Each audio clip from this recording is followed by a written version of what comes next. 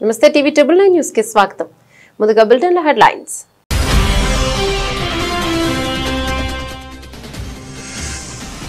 Asia cup 2025 ఫైనల్లో పాకిస్తాన్ పై భారత్ ఘన విజయం. 5 వికెట్ల తేడాతో గెలిచి ఛాంపియన్ గా నిలిచిన టీమిండియా.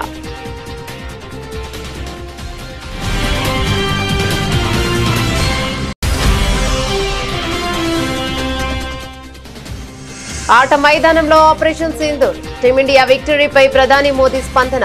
క్రీడా మైదానంలోనూ ఫలితం ఒకటేనని వ్యాఖ్య.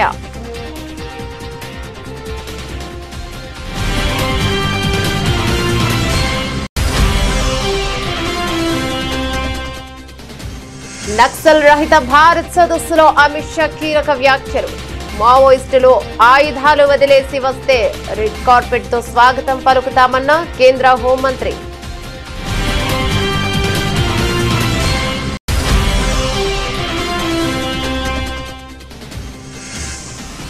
విజయవాడ కనకదుర్గ అమ్మవారిని దర్శించుకున్న డీకే శివకుమార్.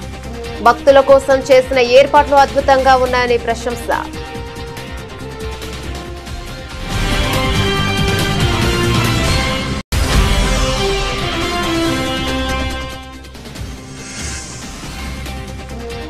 సూర్యకుమార్ యాదవ్ సంచలన నిర్ణయం. తన ఆసియా కప్ ఫీజు మొత్తం ఆర్మీకి విరాళం.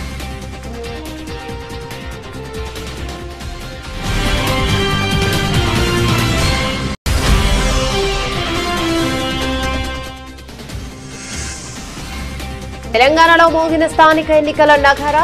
షెడ్యూల్ విడుదల. అక్టోబర్ 9 నుంచి నామినేషన్ల స్వీకరణ ప్రక్రియ ప్రారంభం.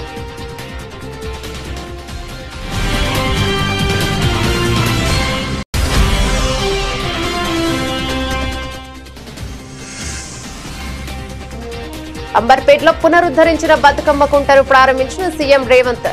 హైడ్రా ఏర్పాటు ఆలోచనను తొలుత చాలా మంది విమర్శించారని వ్యాఖ్య.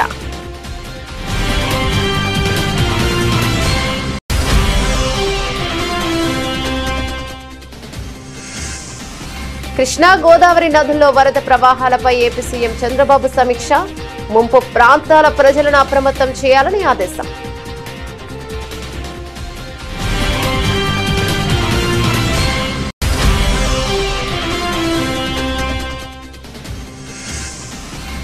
స్థానిక సంస్థల ఎన్నికలకు తమ ప్రభుత్వం అన్ని విధాలుగా సిద్ధంగా ఉంది స్పష్టం చేసిన మంత్రి పొన్న ప్రభాకర్.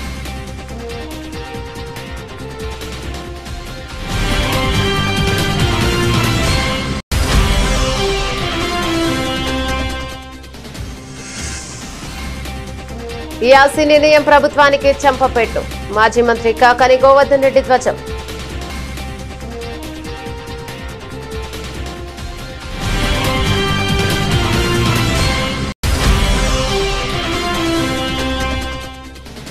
పెరుగుతున్న జనాభాకు దృష్ట్యా మెట్రోను విస్తరించాలని మాజీ సీఎం కేసీఆర్ ఆనాడే చెప్పారు.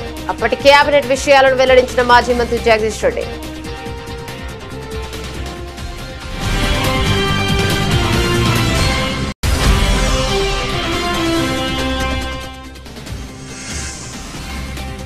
నొప్పిని భరిస్తూ కాంతారా చాప్టర్ 1 ఈవెంట్ కు ఎన్టీఆర్. చిన్ననాటి జ్ఞాపకాలతో భావోద్వేగ ప్రసంగం.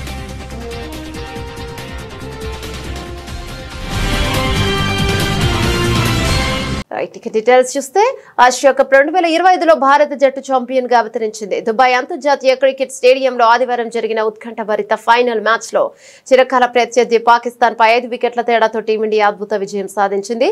బౌలింగ్ లో కుల్దీప్ యాదవ్ మాయాజాలం చేయగా, బ్యాటింగ్ లో యువ ఆటగాడు తిలక్ వర్మ అజేయ హాఫ్ సెంచరీతో జట్టును విజయ తీరాలకు చేర్చాడు. 147 పరుగుల చేజింగ్ లో టీమిండియా 19.4 ఓవర్లలో 5 వికెట్లకు 150 పరుగులు చేసింది. 147 పరుగుల సాధారణ లక్ష్యంతో బరిలోకి దిగిన భారత్ కు ఆరంభంలోనే గట్టి ఎదురుదెబ్బ తగిలింది. అభిషేక్ శర్మ 5, కెప్టెన్ సూర్యకుమార్ యాదవ్ 1, శుభ్మన్ గిల్ 12 స్వల్ప స్కోర్లకే పెవిలియన్ చేరడంతో 20 పరుగులకే 3 వికెట్లు కోల్పోయి కష్టాల్లో పడింది. క్లిష్ట సమయంలో తిలక్ వర్మ 69 నాట్అవుట్, సంజు శాంసన్ 24తో కలిసి ఇన్నింగ్స్ ను చక్కదిద్దే ప్రయత్నం చేశాడు. శాంసన్ అవుట్ అయ్యాక క్రీజుల్లోకి వచ్చిన శివం దుబే 33తో కలిసి తిలక్ వర్మ కీలక భాగస్వామ్యం నెలకొల్పాడు. దుబే కేవలం 22 బంతుల్లో 2 4లు 2 సిక్సర్లతో వేగంగా ఆడి మ్యాచ్ ను భారత్ వైపు తిప్పాడు. చివర్లో దుబే అవుట్ అయిన తిలక్ వర్మ సంయమనంతో ఆడి జట్టును గెలిపించాడు. పాక్ సీనియర్ పేసర్ హరీష్ రావు విసిరిన చివరి ఓవర్లో టీమిండియా విజయానికి 10 పరుగులు అవసరం కాక తిలక్ వర్మ ఓ సిక్సర్ కొట్టడంతో మ్యాచ్ భారత్ వైపు మొగ్గింది. రింకు సింగ్ విన్నింగ్ షాట్ గా 4 కొట్టడంతో భారత్ టోర్నీ విజేతగా అవతరించింది. అంతకు ముందు టాస్ గెలిచి బౌలింగ్ ఎంచుకున్న భారత్ పాకిస్తాన్ పై కట్టడి చేసింది. పాక్ ఓపెనర్లు షహీబ్ దాదా ఫహాన్ 57, ఫకర్ జమాన్ 46 రాణించిన మిగతా బ్యాటర్లు విఫలమయ్యారు. ముఖ్యంగా భారత స్పిన్నర్ కుల్దీప్ యాదవ్ 4 ఓవర్లలో 30 పరుగులు ఇచ్చి 4 కీలక వికెట్లు పడగొట్టి పాపి పతనాన్ని శాసించాడు. అతనిని తోడుగా జస్ప్రీత్ బుమ్రా, అక్షర్ పటేల్, వరుణ్ చక్రవర్తి తలా 2 వికెట్లు తీయడంతో పాకిస్తాన్ 19.1 ఓవర్లలో 146 పరుగులకి ఆలౌట్ అయింది. భారత బౌలర్ల సమిష్టి ప్రదర్శన, ఆ తర్వాత తిలక్ వర్మ బాధ్యతాయుతమైన ఇన్నింగ్స్ తో టీమిండియా ఆసియా కప్ ను కైవసం చేసుకుంది. భారత ఆసియా కప్ గెలవడం ఇది 9వసారి కావడం విశేషం కాగా ఈసారి ఆసియా కప్ లో భారత్ పాకిస్తాన్ జట్లు 3 సార్లు తలపడగా అన్నింటా భారత్ జట్టే విజయం సాధించింది. ఆసియా కప్ చరిత్రలో భారత్ పాక్ జట్ల ఫైనల్ గా తలపడడం ఇదే మొదటిసారి కాగా భారత్ తన ఆధిపత్యాన్ని నిరూపించుకుంది. ఆసియా కప్ ఫైనల్లో చిరకాల ప్రత్యర్థి పాకిస్తాన్ పై భారత క్రికెట్ జట్టు సాధించిన విజయంపై ప్రధానమంత్రి నరేంద్ర మోదీ తనదైన శైలిలో స్పందించారు. టీమిండియా ఆటగాళ్లకు అభినందనలు తెలుపుతూ ఆయన చేసిన ఒక పోస్ట్ ఇప్పుడు ఆసక్తికరంగా మారింది. తన అభినందన సందేశంలో ఆపరేషన్ సింధూర్ అనే పదాన్ని ప్రయోగించడం విశేషం. క్రీడా మైదానంలో భారత జట్టు చూపిన అద్భుత ప్రదర్శనను ప్రశంసిస్తూ ప్రధాని మోదీ తన అభిప్రాయాన్ని పంచుకున్నారు. ఆట మైదానంలో ఆపరేషన్ సింధూర్ ఎక్కడైనా ఫలితం ఒక్కటే, భారత్ విజేత అని ఆయన పేర్కొన్నారు. ఈ విజయం సాధించిన మన క్రికెటర్లకు అభినందనలు అంటూ తన పోస్ట్ ను ముగించారు. సాధారణంగా భారత జట్టు కీలక విజయాలు నమోదు చేసినప్పుడు ప్రధాని మోదీ అభినందనలు తెలపడం పరిపాటి. అయితే ఈసారి కాస్త వినూత్నంగా ఒక ప్రత్యేకమైన పదాన్ని ఉపయోగించి శుభాకాంక్షలు తెలపడం చర్చనీయాంశంగా మారింది. భారత విజయాన్ని ఆపరేషన్ సింధూర్ తో పోల్చడం ద్వారా గెలుపు ప్రాధాన్యతను ఆయన చెప్పకనే చెప్పారు. ఈ విజయం పట్ల దేశవ్యాప్తంగా క్రీడాభిమానులు హర్షాన్ని వ్యక్తం చేస్తుండగా ప్రధాని అభినందనలు జట్టులో కొత్త ఉత్సాహాన్ని నింపాయి. దేశంలో నక్సలిజం శాశ్వత పరిష్కారం దిశగా కీలక అడుగులు పడుతున్న వేళ కేంద్ర హోంశాఖ మంత్రి అమిత్ షా కీలక వ్యాఖ్యలు చేశారు. మావోయిస్టుల కాల్పుల విరమణ ప్రతిపాదనను తిరస్కరించిన ఆయన వారు ఆయుధాలు వదిలి లొంగిపోయేందుకు ముందుకొస్తే స్వాగతిస్తామని తెలిపారు. ఈ క్రమంలో భద్రతా దళాల నుంచి ఒక్క బుల్లెట్ కూడా ప్రయోగించబోమని అమిత్ షా హామీనిచ్చారు. నక్సల్ రహిత భారత్ పై ఢిల్లీలో నిర్వహించిన సదస్సు ముగింపు సమావేశంలో అమిత్ షా మాట్లాడారు. ఇటీవల మావోయిస్టుల నుంచి వచ్చిన లేఖపై స్పందిస్తూ ఇప్పటి వరకు జరిగిన పొరపాటేనని వారు పేర్కొనడం గమనార్హం. కాల్పుల విరమణ ప్రకటించాలని లొంగిపోవాలనుకుంటున్నామని వారు సూచించారు. కానీ లొంగిపోవాలనుకుంటే విరమణ అవసరం లేదు, ఆయుధాలు వదిలి ముందుకు రండి, స్వాగతించేందుకు సిద్ధంగా ఉన్నామని పేర్కొన్నారు. మావోయిస్టుల హింసపై మౌనం వధిస్తూ వారిని సిద్ధాంతపరంగా మద్దతిస్తున్న వామపక్షాలను అమిత్ షా ప్రశ్నించారు. ఆపరేషన్ బ్లాక్ ఫారెస్ట్ ప్రారంభించినప్పుడు మానవ హక్కుల పేరు చెప్పి విమర్శలు చేసేవారు గిరిజన బాధితుల కోసం ఆగిపోయిన అభివృద్ధిని ఆ పార్టీలు ఎందుకు అడగడం లేదు అని ప్రశ్నించారు. నక్సలిజంపై కేంద్రం చేస్తున్న చర్యలు చివరి దశలో ఉన్నాయని, వచ్చే ఏడాది మార్చి 31 నాటికి దేశంలో నక్సలిజాన్ని పూర్తిగా తుదముట్టిస్తామని అమిత్ షా పునరుద్ఘాటించారు. ऐसा मानते हैं कि नक्सलवाद की हथियारी गतिविधियां समाप्त होने के साथ ही नक्सलवाद की समस्या समाप्त हो जाएगी, मगर ऐसा है नहीं। इस देश में नक्सलवादी समस्या क्यों पनपी, क्यों बढ़ी, क्यों विकसित हुई, इसका वैचारिक पोषण किसने किया? और जब तक भारत का समाज ये थियोरी का, ये नक्सलवाद के विचार का वैचारिक पोषण, लीगल समर्थन और वित्तीय पोषण करने वाले समाज में बैठे हुए लोगों को समझ नहीं लेता है और उन लोगों को हम वापिस नहीं लाते हैं, तब तक नक्सलवाद के खिलाफ लड़ाई समाप्त नहीं हो जाएगी। हम हथियारी नक्सलियों को सरेंडर कर या हमारे जवान उनसे मुकाबला कर उनको अरेस्ट कर आमना सामना होगा तो न्यूट्रलाइज कर समाप्त कर सकते हैं, मगर ये विचार के लिए हमें आगे बहुत कुछ करने की जरूरत पड़ेगी। और उस दृष्टि से मैं यहां पर जो चर्चाएं हुई हैं उसको समय उचित भी मानता हूं और बहुत जरूरी भी मानता हूं। దసరా శరన్నవరాత్రి ఉత్సవాలతో విజయవాడ ఇంద్రకీలాది భక్తులతో కిటకిటలాడుతుంది. ఉత్సవాల్లో అత్యంత ముఖ్యమైన మూల నక్షత్రం సందర్భంగా సోమవారం కనకదుర్గమ్మ అమ్మవారు సరస్వతీదేవి అలంకారంలో భక్తులకు దర్శనమిస్తున్నారు. ఈ పవిత్రమైన రోజున అమ్మవారిని దర్శించుకునేందుకు పలువురు రాజకీయ ప్రముఖులు ఆలయానికి తరలివచ్చారు. కర్ణాటక ఉప ముఖ్యమంత్రి డీకే శివకుమార్, ఆంధ్రప్రదేశ్ మంత్రి కొలుసు పాదసారథి అమ్మవారిని దర్శించుకుని ప్రత్యేక పూజలు నిర్వహించారు. ఇక ఈ ఉదయం ఆలయానికి చేరుకున్న కర్ణాటక ఉప ముఖ్యమంత్రి డీకే శివకుమార్ వేద పండితులకు ఆలయ అధికారులు సాంప్రదాయబద్ధంగా స్వాగతం పలికారు. అనంతరం ఆయన అమ్మవారికి ప్రత్యేక పూజలు జరిపారు. దర్శనం తర్వాత మీడియాతో మాట్లాడుతూ దుర్గామాతను దర్శించుకోవడం ఎంతో ఆనందంగా ఉందని తెలిపారు. భక్తుల సౌకర్యార్థం ఆలయ యంత్రాంగం చేసిన ఏర్పాట్లు అన్ని బాగున్నాయని ప్రశంసించారు. ఆలయ ప్రాంగణం మంచి ఆధ్యాత్మిక వాతావరణంతో నిండిపోయిందని ఆయన అన్నారు. ఆసియా కప్ విజయం అందించిన ఆనందం ఒకవైపు, ప్రధానోత్సవంలో ఎదురైన అవమానం మరోవైపు. ఈ రెండింటి నడుమ టీమిండియా కెప్టెన్ సూర్యకుమార్ యాదవ్ తన దాతృత్వంతో దేశ ప్రజల హృదయాలను గెలుచుకున్నాడు. ఈ టోర్నమెంట్ ద్వారా తనకు లభించిన మ్యాచ్ ఫీజు మొత్తాన్ని భారత సైన్యానికి విరాళంగా ప్రకటిస్తున్నట్లు వెల్లడించి ఇక నిజమైన నాయకుడు అనిపించుకున్నారు. ఆసియా కప్ 2025 ఫైనల్లో పాకిస్తాన్ పై భారత్ ఘన విజయం సాధించిన సంగతి తెలిసిందే. బహుమతుల ప్రధానోత్సవంలో పాకిస్తాన్ అంతర్గత వ్యవహారాల మంత్రి, ఏసీసీ అధ్యక్షుడు కూడా అయిన మొహిన్స్ నఖ్వీ చేతుల మీదుగా ట్రోఫీని స్వీకరించేందుకు భారత జట్టు నిరాకరించింది. ఇది తీవ్ర వివాదానికి దారితీసింది. ఈ అవమానకర పరిణామంపై కెప్టెన్ సూర్యకుమార్ యాదవ్ తీవ్రంగా భావోద్వేగభరితంగా స్పందించాడు. కష్టపడి గెలిచిన తర్వాత ట్రోఫీని నిరాకరించడం తీవ్రంగా బాధించింది. కానీ నా అసలైన ట్రోఫీలు ఈ లోహపు కప్పులో లేవు, డ్రెస్సింగ్ రూమ్ లో ఉన్నాయి. నా 14 మంది సహచరుడు, సహాయక సిబ్బంది నాకు నిజమైన ట్రోఫీలు. ఈ విజయం ఈ జ్ఞాపకాల మాతోనే ఉంటాయి అని ఆయన పేర్కొన్నారు. మైదానంలో ప్రోటోకాల్ పేరిట జరిగిన రాజకీయ క్రీడకు సూర్యకుమార్ తనదైన శైలిలో సమాధానమిచ్చాడు. విజయాన్ని, ట్రోఫీని అవమానించిన చోట దేశ గౌరవాన్ని, సైనికుల త్యాగాన్ని స్మరించుకోవడం ద్వారా ఆయన తన స్థాయిని చాటుకున్నాడు. ఈ విజయం దేశ ప్రజలందరిది. మనల్ని రెయింబవల్లో కాపాడుతున్న సైనికుల త్యాగం ముందు ఈ మ్యాచ్ ఫీజు చాలా చిన్నది. నా వంతు ఈ మొత్తాన్ని భారత సైన్యానికి అందిస్తున్నానని ప్రకటించి కోట్లాది మంది భారతీయుల మనసులను గెలుచుకున్నాడు. ఇదిలా ఉండగా ఆసియా కప్ లో అద్భుత ప్రదర్శన కనబరిచిన భారత జట్టుకు, సహాయక సిబ్బందికి బీసీసీఐ 21 కోట్ల భారీ నజరానాను ప్రకటించింది. వారిని ఘనంగా అభినందించింది. ట్రోఫీ దక్కకపోయిన కెప్టెన్ చూపిన తెగువ, దాతృత్వం కారణంగా టీమిండియా గౌరవం రెట్టింపైందని సర్వత్రా ప్రశంసలు వెలువెత్తుతున్నాయి. But it's like a gesture मेरी तरफ से. पता नहीं ये कंट्रोवर्सी हो सकता है कि नहीं. कंट्रोवर्शियल नहीं है, it's a good thing. I actually personally want to give my match fees of all the games which I have played in this tournament to the Indian Army. తెలంగాణలో పల్లె పొరుగు రంగం సిద్ధమైంది. ఎప్పుడెప్పుడా అని ఎదురు చూస్తున్న స్థానిక సంస్థల ఎన్నికల షెడ్యూల్ రాష్ట్ర ఎన్నికల సంఘం ఎస్ఈసి ప్రకటించింది. దీంతో రాష్ట్ర వ్యాప్తంగా వెంటనే ఎన్నికలు కూడా అమల్లోకి వచ్చినట్లు వెల్లడించింది. మొత్తం 5 దశల్లో ఎన్నికల ప్రక్రియను పూర్తి చేయనున్నట్లుగా రాష్ట్ర ఎన్నికల కమిషనర్ రాణి కుముదిని స్పష్టం చేశారు. సోమవారం ఏర్పాటు చేసిన మీడియా సమావేశంలో రాణి కుముదిని ఎన్నికల వివరాలను వెల్లడించారు.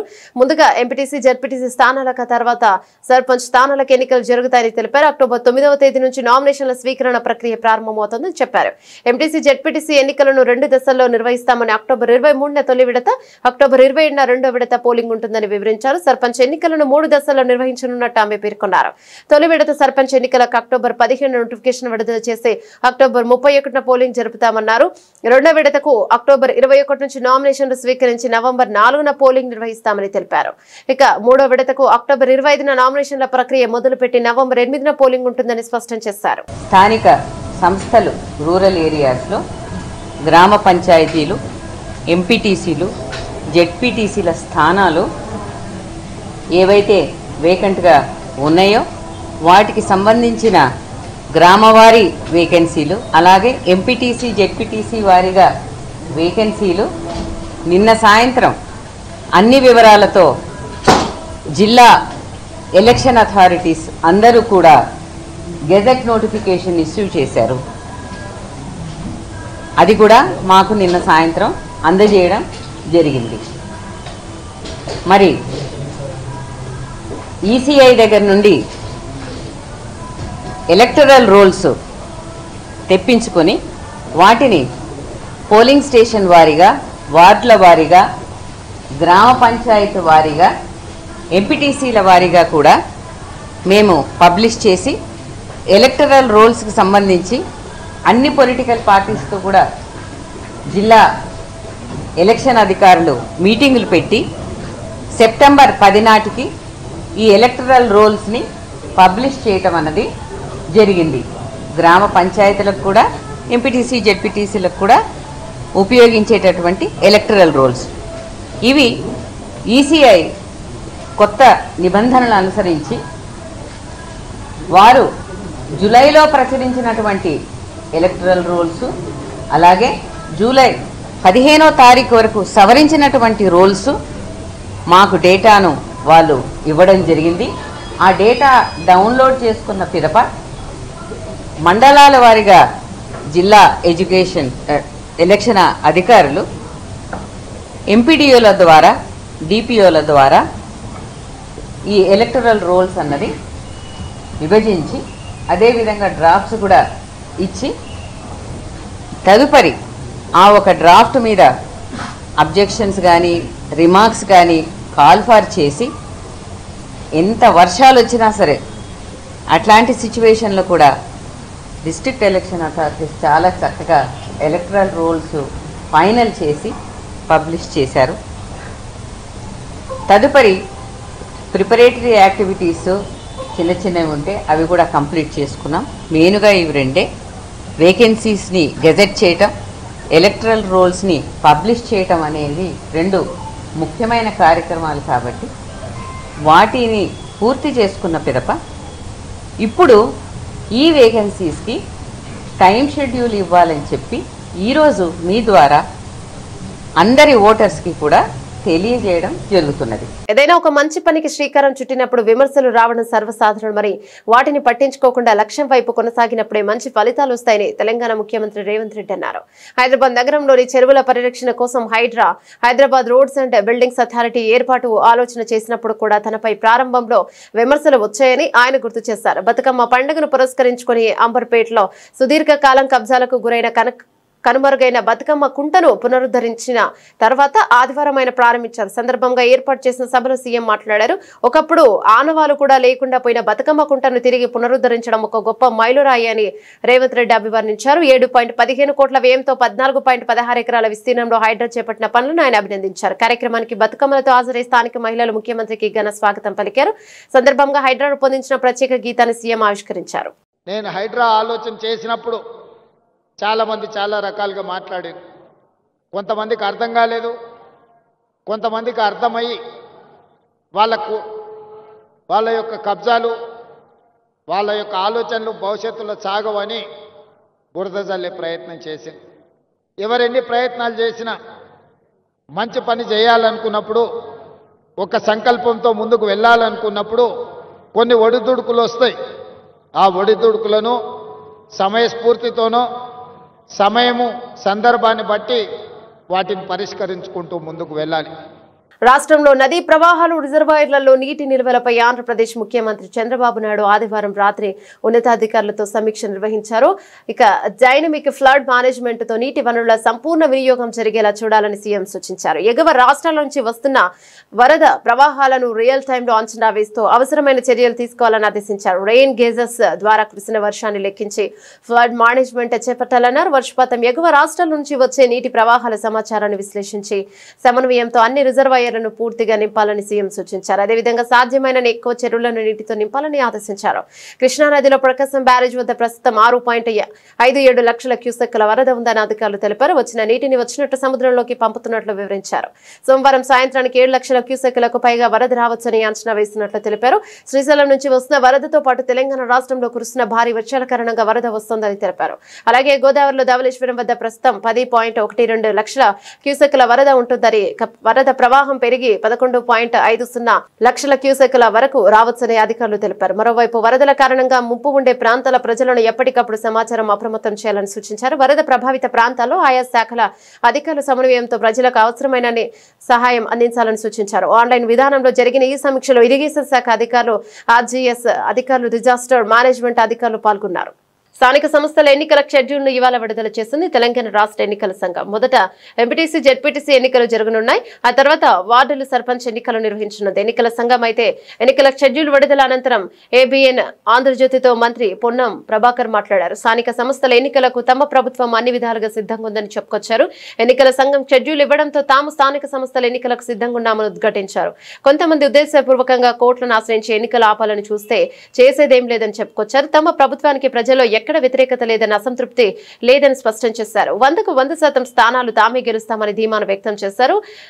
MAUD HMDA మరియు GHMCలలో అవినీతి జరుగుతోందనే ఆరోపణలు చేస్తున్న వారు హైదరాబాద్ ఇన్ఛార్జ్ మంత్రిగా తన దృష్టికి తీసుకురావాలని సూచించారు. బ్రేక్ఫాస్ట్ పథకం ద్వారా చాలా మంది ఆకలి తీరుతోందని, 5 రూపాయలకే బ్రేక్ఫాస్ట్ పథకం ద్వారా ఆకలి తీరుతోందని వివరించారు. ప్రస్తుతం బ్రేక్ఫాస్ట్ పథకం 80 చోట్ల మాత్రమే అమల్లో ఉందని తెలిపారు. రాబోయే రోజుల్లో 150 డివిజన్లలో అందుబాటులోకి తెస్తామని మంత్రి పొన్నం ప్రభాకర్ తెలిపారు. చట్టబద్ధంగా, న్యాయబద్ధంగా, ప్రామాణికంగా అన్ని లెక్కలు తీసుకొని మళ్ళీ చెప్తాను. ఇలా నోటికాడి ముద్ద 42% ఎన్నికల షెడ్యూల్ వచ్చింది. ఎవరెక్కడ పోటీ చేస్తారో తెలుస్తా ఉంది. ఇటువంటి సందర్భంలో తప్పకుండా ఎవరు అన్యాయం చేయొద్దని కోరుతా ఉన్నాం. అందుకే రాజకీయ పార్టీల అఫిడవిట్ కోర్టులో ఏమని అడుగుతా ఉన్నాం. నోరోటి నొసలోడు ఆడితే నడవదు. కాబట్టి ఇవాళ మా అభిప్రాయాలను తెలంగాణ సామాజిక న్యాయం కోరే అందరూ కూడా ఇంక్లూడింగ్ జర్నలిస్టులతో సహా ఇవాళ ఈ అంశానికి మద్దతు ఇచ్చి ఒక సామాజిక మార్పుకు తెలంగాణ ఆనాడు భూమి కోసం, ముక్తి కోసం, విముక్తి కోసం పోరాటం జరిగింది. ఆనాడు నియంతృత్వానికి, నిరంకుశానికి వ్యతిరేకంగా పోరాటం జరిగింది. తర్వాత తెలంగాణ ఉద్యమ సాధనకు జరిగింది. ఇవాళ తెలంగాణ సామాజిక న్యాయం కొరకు జరుగుతుంది. ఇప్పుడే తెలంగాణ తొలి రాష్ట్రంగా దేశానికి ఆదర్శంగా కావడానికి ప్రయత్నం జరుగుతుంది. అందరూ సహకరించాలని కోరుతాను. తన అనుమతి లేకుండా విద్యుత్ ఛార్జీల పేరుతో ప్రజలపై భారం మోపేందుకు ప్రభుత్వానికి ఏపీఈఆర్సీ తలంటితే సిగ్గుపడాల్సింది పోయి ట్రూ డౌన్ పేరుతో విద్యుత్ ఛార్జీలను తగ్గిస్తున్నట్లుగా ఎల్లో మీడియా ద్వారా చంద్రబాబు ప్రచారం చేసుకోవడం ఆయన దివాలా కోరుతనంకు నిదర్శనమని వైఎస్ఆర్ కాంగ్రెస్ పార్టీ నెల్లూరు జిల్లా అధ్యక్షుడు మాజీ మంత్రి కాకాని గోవర్ధన్ రెడ్డి ఆగ్రహాన్ని వ్యక్తం చేశారు. ట్రూ డౌన్ వల్ల వినియోగదారులకు వెనక్కివాల్సిన రూపాయలు 923.55 కోట్లను తాను ఎంతో ఉదారంగా తగ్గిస్తున్నట్లు చెప్పుకోవడానికి సిగ్గులేదా అని ప్రశ్నించారు. నెల్లూరులోని పార్టీ జిల్లా కార్యాలయంలో మీడియాతో మాట్లాడుతూ అధికారంలోకి వస్తే విద్యుత్ ఛార్జీలను తగ్గిస్తానని ఎన్నికల్లో హామీ ఇచ్చిందే కాకుండా సీఎం అయ్యే ఏడాదిలోనే ప్రజలపై చంద్రబాబు 19,000 కోట్ల విద్యుత్ భారం మోపాడని ధ్వజమెత్తారు. నిద్ర లేచింది మొదలు అబద్దాలు చెప్పడం అలవాటుగా మార్చుకున్న చంద్రబాబు ఇళ్ల నిర్మాణం గురించి అసెంబ్లీలో పచ్చి అబద్దాలు మాట్లాడారని, వైఎస్ఆర్సీపీ హయాంలో నిర్మించిన ఇళ్లను కూడా తానే కట్టినట్టు ప్రచారం చేసుకోవడం సిగ్గుచేటని కాకాని మండిపడ్డారు.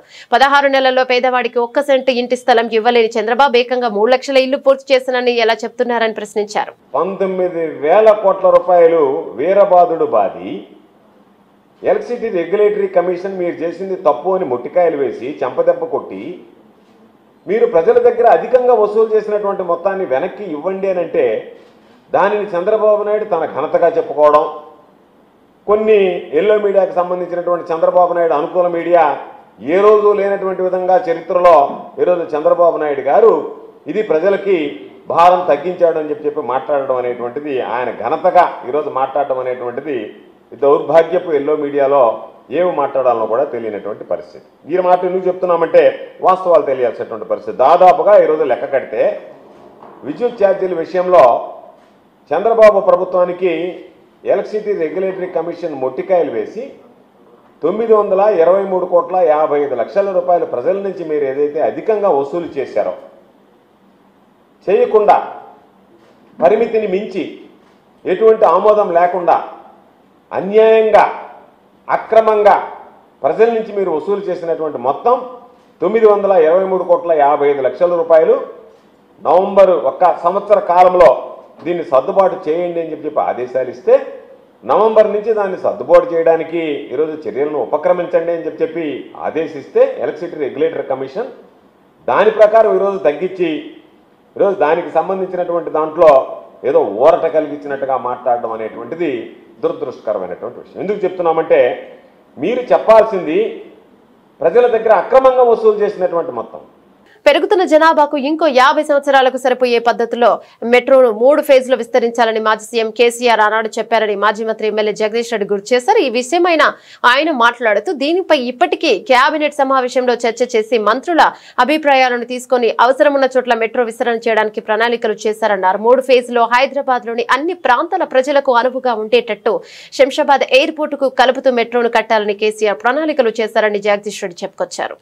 కేసీఆర్ గారు మెట్రోను 3 ఫేజ్లలో ఎట్లా చేసుకుంటూ పోవాలి, పెరుగుతున్న జనాభా అవసరాలకి ఇంకా 50 సంవత్సరాల అవసరాలకు సరిపోయే పద్ధతుల్లో ఏ రకంగా దాన్ని పెంచుకుంటూ పోవాలి, విస్తరించుకుంటూ పోవాలి అనే దానికి ఒక శాస్త్రీయమైన సర్వే చేయించి మెట్రో విస్తరణను కూడా చెప్పారు. చాలా స్పష్టంగా క్యాబినెట్లో చర్చ చేసి మంత్రుల సలహాలు సూచనలు కూడా తీసుకొని ఇంకా కొన్ని చోట్ల ఏదైనా మిస్ అయింది, ఇగో ఇది అవసరం ఉంది అని అనుకున్న చోట పెంచి నిజంగా అక్కడ అంత అవసరం ఉందా లేదా మంత్రులు ఎమ్మెల్యేలు అడిగినంత మాత్రాన మనం ఇవ్వద్దు, అక్కడ అవసరం ఉందా లేదా, అంతమంది ఆదాయం వస్తుందా లేదా, అది నడవడానికి సరిపోయే పద్ధతుల్లో చూసి మాత్రమే చేయాలి అని చెప్పి స్పష్టంగా చెప్పాను. ఆ ప్రాంతాలు కూడా ఎక్కడెక్కడ కేసీఆర్ గారు ప్రతిపాదించారనేది. సరే, మనం మొదటిది ఫేజ్ 1 69 కిలోమీటర్లు మియాపూర్ నుంచి LB Nagar, Jubilee bus station నుంచి ఎంజీబీఎస్, ఫలక్నుమాకి, నాగోలు, రాయదుర్గు. ఇవి మొదటి ఫేజ్లో వాళ్ళు ప్రారంభం చేసిపోయిన 30% పనిచేసిన కేసీఆర్ గారు రాగానే 2 ఏళ్లలోనే దాని వెంటబడి మీద 70% పూర్తి చేసి వాళ్ళ సేవలు అందిస్తూ ఉన్నాయి. ఫేజ్ 2లో కూడా రాయదుర్గు నుంచి శంషాబాద్ ఎయిర్పోర్ట్కి, బీహెచ్ఏఎల్ నుంచి లక్డికాపూల్కి 26 కిలోమీటర్లు, నాగోల్ నుంచి ఎల్బీ నగరు ఆ లింక్ ఏదైతుందో 5 కిలోమీటర్లు, ఎంజీబీఎస్ ఫలక్నుమా 5.5 కిలోమీటర్లు. ఇది సెకండ్ ఫేజ్లో ప్రతిపాదన పెట్టి దానికి పూర్తి స్థాయిలో పనులు మొదలుపెట్టే ప్రక్రియలో ప్రారంభం చేశారు. అదేవిధంగా థర్డ్ ఫేజ్లో బీహెచ్ఎల్ నుంచి పటాన్ చెరు, ఇస్నాపూర్ ఓఆర్ఆర్ వరకు 13 కిలోమీటర్లు, ఎల్బీ నగర్ నుంచి పెదంబర్పేట 13 కిలోమీటర్లు, 8 స్టేషన్లు ఎల్బీ నగర్ నుంచి పెదంబర్పేటకి, శంషాబాద్ నేషనల్ హైవే మెట్రో నుంచి కొత్తూరు, షాద్నగర్ వరకు 28 కిలోమీటర్లు. సినీ రంగంలో స్నేహానికి, వృత్తి పట్ల నిబద్ధతకు అసలైన నిదర్శనంగా నిలిచారు యంగ్ టైగర్ ఎన్టీఆర్. కొద్ది రోజుల క్రితం ఒక యాడ్ షూటింగ్ లో గాయపడి ఇంకా పూర్తి స్థాయిలో కోలుకున్నప్పటికీ ఇచ్చిన మాట కోసం Kantara chapter 1 Telugu pre release వేడుకకు ముఖ్య అతిథిగా హాజరయ్యారు. ఆదివారం సాయంత్రం హైదరాబాద్ లోని జాసీ కన్వెన్షన్ లో అట్టాసంగా జరిగిన కార్యక్రమంలో ఎన్టీఆర్ నొప్పితో ఇబ్బంది పడుతూనే పాల్గొని అందరి హృదయాలను గెలుచుకున్నారు. ఆయన రాకతో ఈవెంట్ కు కొత్త శోభ వచ్చింది. గాయం కారణంగా గట్టిగా మాట్లాడలేకపోతున్నారు, దయచేసి కాస్త ఓపికగా వినండి, త్వరలోనే ముగిస్తానని అభిమానులను కోరడం ఆయన నిబద్ధతకు అర్థం పట్టింది. సందర్భంగా ఎన్టీఆర్ మాట్లాడుతూ కాంతారా ప్రపంచంతో తనకున్న వ్యక్తిగత అనుబంధాన్ని పంచుకున్నారు. నాకు దాదాపు 3 ఏళ్ల వయసున్నప్పుడు మా అమ్మమ్మ కుందాపురం సమీపంలోనే ఉన్న ఊరు అని చెప్పేది. అక్కడి దైవాలైన గులిగా, పంజుర్లి గురించి ఎన్నో కథలు చెప్పేది. అవన్నీ వింటున్నప్పుడు ఇలా నిజంగా జరుగుతుందా అని నాకు ఎన్నో సందేహాలు వచ్చేవి. కథలంటే నాకు చాలా ఇష్టం అంటూ తన బాల్య స్మృతులను నెమరు వేసుకున్నారు. నాకు తెలిసి నా వయసు బహుశా 3 ఏళ్ళు 4 ఏళ్ళు అయి ఉంటుంది. మొట్టమొదటిసారి మా అమ్మమ్మ నన్ను కూర్చోపెట్టి, మా ఊరు ఇది, కుందాపురా దగ్గరే మా ఊరు, చిన్నప్పుడు మేము కొన్ని కథలు విని పెరిగాము అని నాకు చిన్నప్పటి నుంచి కొన్ని కథలు చెప్పడం మొదలుపెట్టేది. అప్పుడు అర్థమయ్యేది కాదు, ఓహో ఇదేంటి, ఇది ఎప్పటికైనా ఇది నిజంగా జరుగుంటుందా, ఈ కథ నిజమేనా కాదా, ఇలాంటి ఎన్నో డౌట్లు నాకు. కానీ బాగా నచ్చేవి. ఆవిడ చెప్పినప్పుడల్లా చాలా ఇంట్రెస్ట్ వచ్చేది. ఒక్కసారి వెళ్ళి చూడాలి కదా, ఈ గుళిగా ఆట అనేది ఏంటి, ఈ పింజూర్లి అంటే ఏంటి, ఒక్కసారి చూడాలి కదా. చిన్నప్పటి నుంచి నాటుకుపోయింది. కానీ ఏ రోజు అనుకోలేదు నేను విన్న ఆ కథల నుంచి, నేను విన్న ఆ కథల గురించి ఒక దర్శకుడు ఆ కథ తీస్తాడు అని, ఒక చిత్రం తీస్తాడు అని. And that was none other than my brother Rishab Shetty. The stories I've heard as a child, when I saw it on screen, I was speechless, sir. I just did not know what to say. కథ తెలిసి నేనే ఇలా అయిపోతే, ఈ కథ కొత్తగా తెలిసిన వాళ్ళు ఏమయ్యారో అదే రిజల్ట్ కాంతారా 1ది. Rishabh sir is a very, very, very rare breed of directors and actor. I've always had this, అంటే ఈయనలో డైరెక్టర్ ఓవర్ పవర్ చేస్తాడా, డామినేట్ చేస్తాడా, యాక్టర్ డామినేట్ చేస్తాడా అని. బట్ రిషబ్ సార్లో డామినేట్ చేసేది కేవలం ఒక డైరెక్టర్ యాక్టర్ కాదు, 24 క్రాఫ్ట్స్లో ఉండే ప్రతి department. He dominates every department of all the 24 crafts. If it was not for Rishabh sir, I really don't think ee roju ee chitram ఈ లెవెల్లో తీయగలిగేవారా? ఎందుకంటే నేను మా అమ్మగారు ఎప్పటి నుంచో ఉండే కోరిక ఉడిపి కృష్ణుడు గుడికి తీసుకెళ్ళాలి అని. నేను తీసుకువెళ్ళినప్పుడు thank you to Rishabh sir లేకపోయి ఉంటే మాత్రం ఆ దర్శనం కానీ ఆ భాగ్యం కానీ కలిగేది కాదు. బులెటిన్ ముగించే ముందు హెడ్లైన్స్ మరోసారి.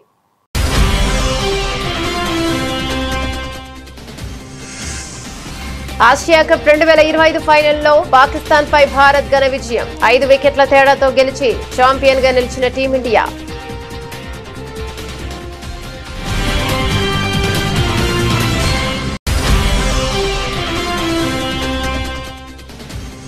ఆట మైదానంలో ఆపరేషన్ సింధూర్. టీమిండియా విక్టరీపై ప్రధాని మోదీ స్పందన. క్రీడా మైదానంలోనూ ఫలితం ఒకటేనని వ్యాఖ్య.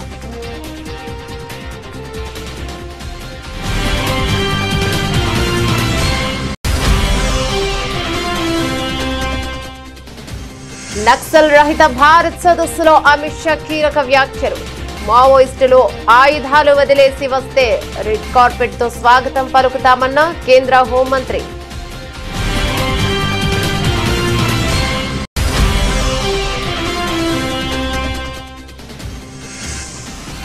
విజయవాడ కనకదుర్గ అమ్మవారిని దర్శించుకున్న డీకే శివకుమార్. భక్తుల కోసం చేసిన ఏర్పాట్లు అద్భుతంగా ఉన్నాయని ప్రశంస.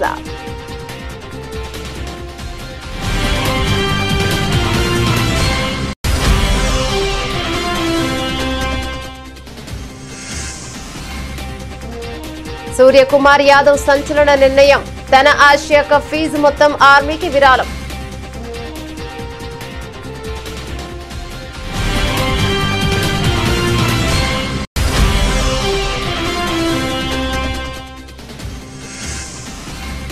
తెలంగాణలో మోగిన స్థానిక ఎన్నికల నగారా. షెడ్యూల్ విడుదల. అక్టోబర్ 9 నుంచి నామినేషన్ల స్వీకరణ ప్రక్రియ ప్రారంభం.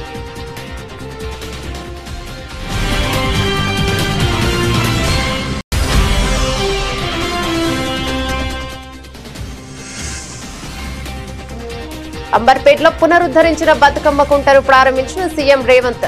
హైడ్రా ఏర్పాటు ఆలోచనను తొలుత చాలా మంది విమర్శించారని వ్యాఖ్య.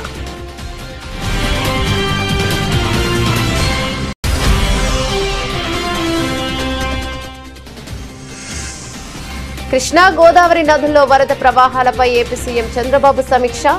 ముంపు ప్రాంతాల ప్రజలను అప్రమత్తం చేయాలని ఆదేశం.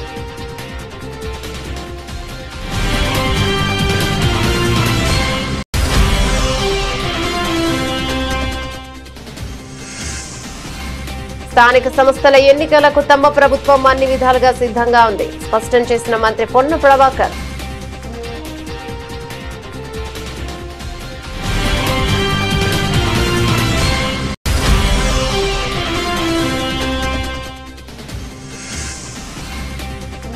యాసీ నిర్ణయం ప్రభుత్వానికి చెంపపెట్టు. మాజీ మంత్రి కాకాని గోవర్ధన్ రెడ్డి ధ్వజం.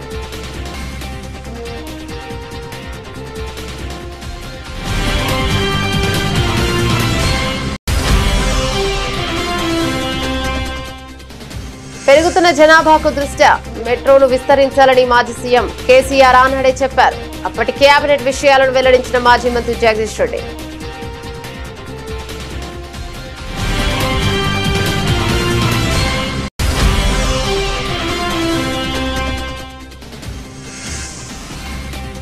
నొప్పిని భరిస్తూ కాంతారా చాప్టర్ 1 ఈవెంట్ కు ఎన్టీఆర్. చిన్ననాటి జ్ఞాపకాలతో భావోద్వేగ ప్రసంగం.